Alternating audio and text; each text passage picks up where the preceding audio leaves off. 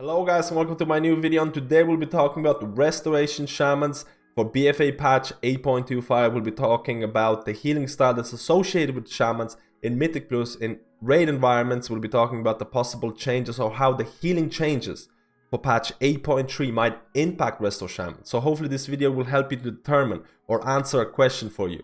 Should you play a resto shaman in BfA? So first of all, like many of my spec or healing spec related videos, we'll be looking at viability. So let's get started. As usual, I look at Eternal Palace Mythic HPS rankings, and again these rankings are very misleading because a lot of people will have this misconception that resto shamans need a buff, that resto shamans are underperforming because they're the lowest in terms of HPS, and this is far from the actual truth. Because if you really look at the parses or the number of people that are performing really hard mythic raid bosses, you'll notice that resto shamans are probably the third most popular spec in the game in terms of high-end raiding progression. For example, this is the reason why these HPS shards should not be taken at its face value. Holy Priest is the second best HPS healer in terms of 75 percentile. And if we actually go and look at the harder bosses, so that involves, let's say, Queen's Court. If you look at the parses right now, you'll notice that Holy Paladin and Disciplined Priest are the most popular healing specs and by many regarded as the class meta for raiding. But after that, you see Restoration Shamans. And you can see Holy Priest, there's not a whole lot of parses for Holy Priest. If you go to harder bosses like Zakul, you can see the exact same metric, where Paladins are really popular, Disciplined Priests are there, and Resto Shaman is here yet again, with Holy Priest being the lowest. And the same exact metric is visible on the hardest boss in this patch, and that is Mythic Queen Ashara. And you can see, again, resto shamans are quite popular while Holy is really undervalued. So overall, looking at the pure HPS meters is a very poor indicator of what healers are actually really strong at this high-end raiding progress. Their niche of tons of utility totems, things like Spirit Link is still very strong. Tremor Totem can be very strong in certain boss fights. Again, the Battle Rest Totem didn't really make it into the mandatory list in this raid, but we'll have to see in the next patch in 8.3 where there's going to be 12 bosses, so there's a high chance that Battle Rest Totem might see the cheesability coming back. So again, resto shamans are doing quite well in high-end mythic progression. The utility is valued by many raiding guilds, even though their HPS can be viewed as the lowest out there. So don't get discouraged by this chart alone. Now, if we actually look at the Mythic Plus balance, the balance here is not so great. If we're looking at Mythic Plus 15 and up, which is really not that high, you can see, again, Resto Druids are dominating, Paladins are kind of coming back with Glimmer, and if we go to 20 and up, it's even worse. So again, resto shamans are not going to be breaking the meters or breaking the MDI comps in terms of Mythic Plus viability, but there is nothing wrong with resto shaman. I've been playing resto shaman in Mythic Plus for quite a while, and it's actually a relatively fun spec with a lot of utility.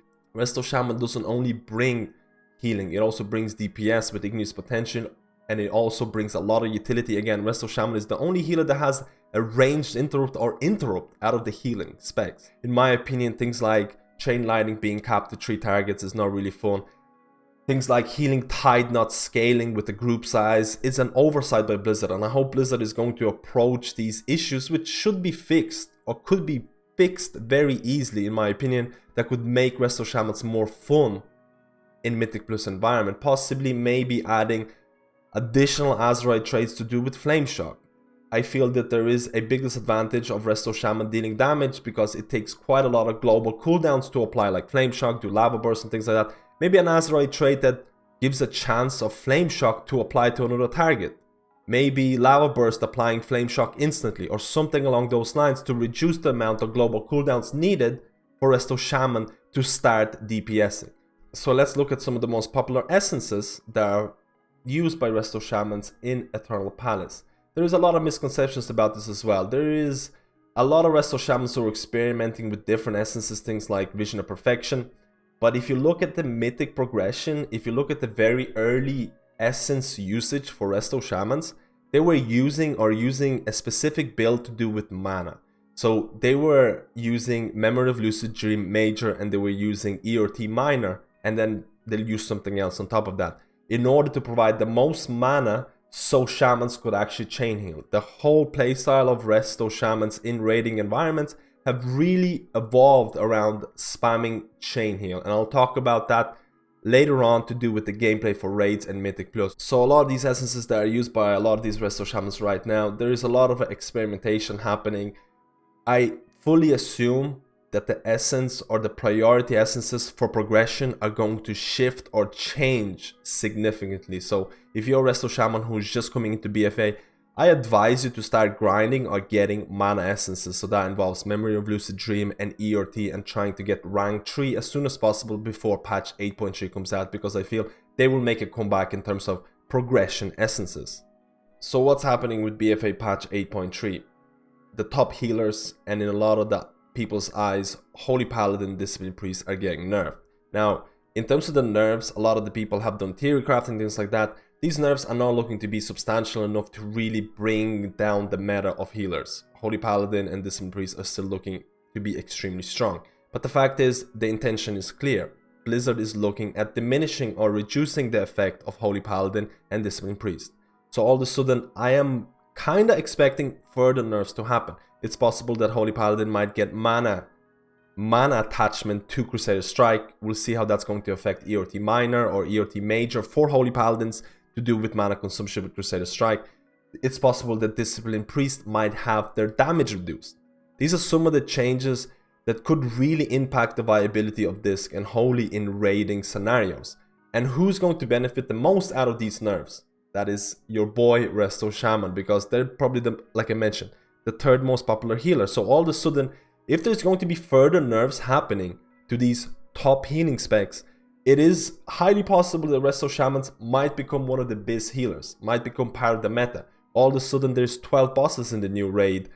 It is highly possible that certain or number of these bosses might be culpable to Baal Res Totem cheesing.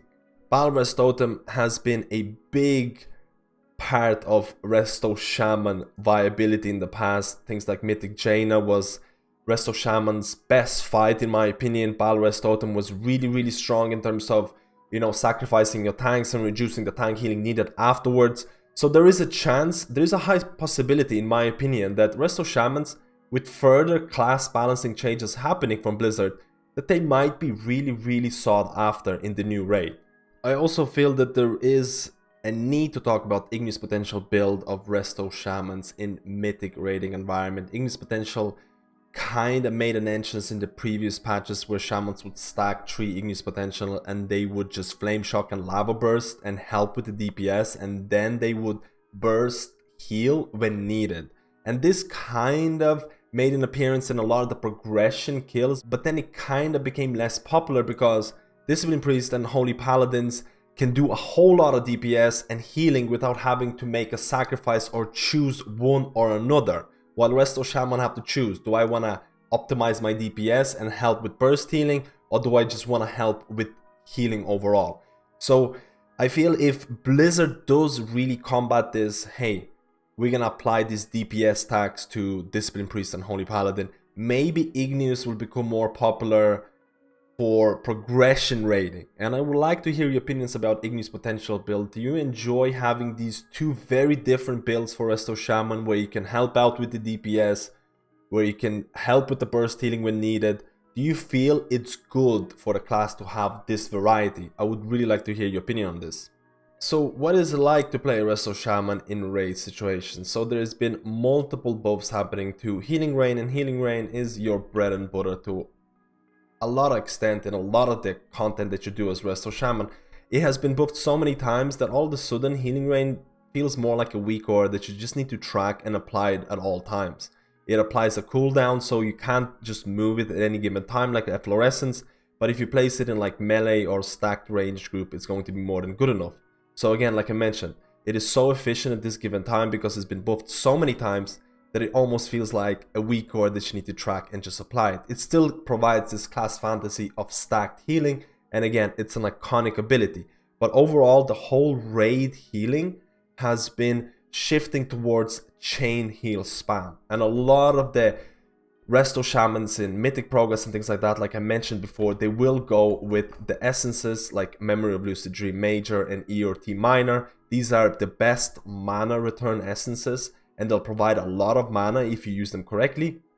And overall, this will allow you to spam Chain Heal more. So how does this work exactly? This is probably going to be your default build for raids. It's going to, like, there's certain aspects you can change, but a lot of the time it's a very simple rotation of making sure to use your Unleash Life on cooldown, which is going to increase the direct healing of your next heal by 35%, and a lot of shamans will use it to buff Chain Heal, or maybe Riptide, or maybe Healing Surge with Tidal Waves, it depends, but a lot of times they will use it on Chain Heal.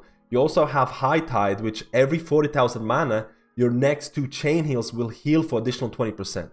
So you can see this build is all centered around Chain Heal and Chain Heal buffing.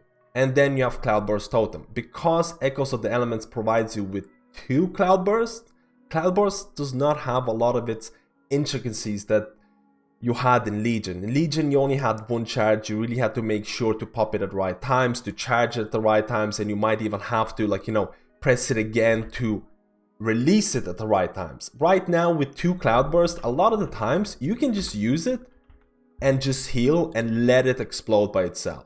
Now there is going to be a lot of, like, you know, you can optimize it, you can ramp it up at the right times, you can release it early maybe if you know that there's not going to be healing afterwards.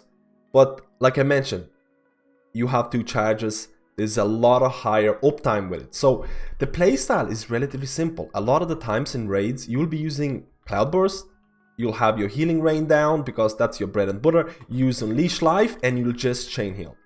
The Chain Heal healing is going to be, a portion of that healing is going to be stored up in your Cloudburst, and Cloudburst is going to provide you with basically free healing. So once you run out of mana, you'll be using your, you know, your essences like your Memory of Lucid Dreams, and ERT is going to give you your mana back. This is the very simplistic look of Shaman healing in raid environments. Of course, there is going to be more optimization in terms of what totems you're going to use, like Earth and Wall Totem, maybe Bile Res Totem, how you use your Healing Tide, how you use your Spirit Link with Azeroth traits like Spouting Spears and things like that. There's a lot of different intricacies or ways to optimize Shaman, but the bread and butter for a lot of the raids or raid encounters is spamming Chain Heal, getting your Chain Heals, you know, buffed with High Tide. All of that healing is going into your Cloudburst. Your Cloudburst is going to pop and give you additional healing, and Unleash Life is going to give you, you know, stronger direct heals. And outside of that, if you need spot healing, you have your Healing Surge and you have your Healing Tide, and you want to use them if you have your Tidal Waves available. And because you're spamming Chain Heal all the time, you will have a lot of Tidal Waves, because Tidal Waves are generated either through usage of Riptide or Chain Heal. And because you're chain healing so much, you'll probably be overriding a lot of Tidal Waves. So the whole concept of priority of, hey, don't make sure to use every single Tidal Wave, that kind of disappears, because Chain Heal is so goddamn strong right now. The shifting or the playstyle shifts when you go into Mythic plus environment, and it's going to be heavily dictated based on what affixes you're doing. If you're playing with, for example, Grievous Bursting affix, all of a sudden you'll be using a lot of Chain Heal because there's a lot of AoE damage happening. Cloudburst is going to be a big part of your healing as well. So maybe the playstyle is still going to be somewhat similar. But also Deluge has been changed. It now affects Healing Wave and Healing Surge on top of Chain Heal, based on the targets that are affected by your Healing Rain or Riptide. So this is, to some extent, can be viewed as a healing boost when you need it. For example, if you feel you need a lot more single target healing, you can just place Riptide on your tank and just use Healing Surge. Healing Surge is going to be buffed by 20% because that target has Riptide. So all of a sudden your single target healing is increased.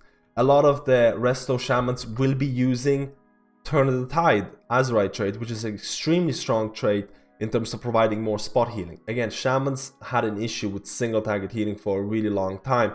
So Turn of the Tide and Deluge are trying to kind of combat that shortcoming. So overall, Resto Shamans have a lot of different tools in order to, you know, boost their single target healing or their spot healing, or boost their AoE healing. I feel the Resto Shamans in Mythic Plus environment can provide an insane amount of AoE burst with things like, you know, your Healing Rain, your chain heal are so strong. You can provide additional healing into Cloud Burst. You have a lot of different spot healing capabilities. You have an interrupt. You can use Flame Shock. Flame Shock is going to give you a chance of getting Lava Surge. Lava Surge is going to provide you an instant Lava Burst with additional Igneous potential traits. Your Lava Burst is going to hit for more. So all of a sudden, there is a whole lot of different ways of optimizing your Resto Shaman. You can go the DPS route. You can go, Deluge route, which is going to give you more healing, but at the same time, if you go Deluge, you'll miss out on Echoes of the Element. Echoes of the Element give you 2 charges of Lava Burst. So if you do decide to go the healing route, you might miss out on some flexibility or damage that Echoes provides. So again, there's a lot of different ways to build your Resto Shaman. Resto Shaman, in my eyes, is still the utility king. It can be a very strong 5-man healer. It can be a very fun 5-man healer. A lot of the times, if Resto Shaman needs to do damage, they'll have to sacrifice a lot of global cooldowns to do that. Unlike something like a Resto Druid, who can use Sunfire and is going to be applied to all the mobs. But at the same time, if you have Igneous potential traits, your single target burst is actually pretty insane if you really think about it. So overall, I don't feel Resto Shamans in a bad position in Mythic Plus. I feel they're performing pretty well. I feel you need to play to their strengths. The talents are getting buffed and changed to kind of, bring them up in certain aspects like single target healing. But again, if I'm doing like a Grievous week, a Bursting week, I feel there's no better healer than Resto Shaman. And it's so fun to have these insanely strong chain heals. It is actually incredible. I do wish that Chain Lightning would not be capped to 3 targets in total. And I kind of wanted Blizzard to really look at Healing Tide in 5-man environments. I feel that's such an easy change. Make sure that Healing Tide is scaled on the group size. Tranquility does that for the longest time. I don't see a reason why Healing Tide should not do the same thing, because all of a sudden, if you really need that healing cooldown, Healing Tide is not going to do a whole lot in 5-man content. So there are certain aspects that I feel, if Blizzard would change, would make Resto Shamans a really fun healer, maybe a really competitive healer in that Mythic Plus, maybe MDI content, but we'll have to probably wait for the next expansion. We'll see how they're going to do. But overall, if you're looking to play Resto Shaman, it's looking like a very solid healer in raid environments. With some luck, Resto Shaman could become part of the meta in the new raid. With some luck, depends on how Blizzard is going to approach healing changes. And in Mythic Plus, again, at this given time, you might not see a Resto Shaman in MDI, or it might be somewhat rare to see a Resto Shaman in MDI, but I feel if you're not trying to do these world first keys, and believe me, there are some Resto Shamans who are doing these 20 up, 20 wounds, 22 keys, you can still do it, but the community perception is definitely not there yet. So guys, let me know how you feel about this video. Let me know if you're going to try out Resto Shaman. Let me know if you're gonna re-roll, or if you're thinking about playing Resto Shaman, and what aspects of the Shaman gameplay appeals to you the most. Let me know, guys, and I'll see you in my next video.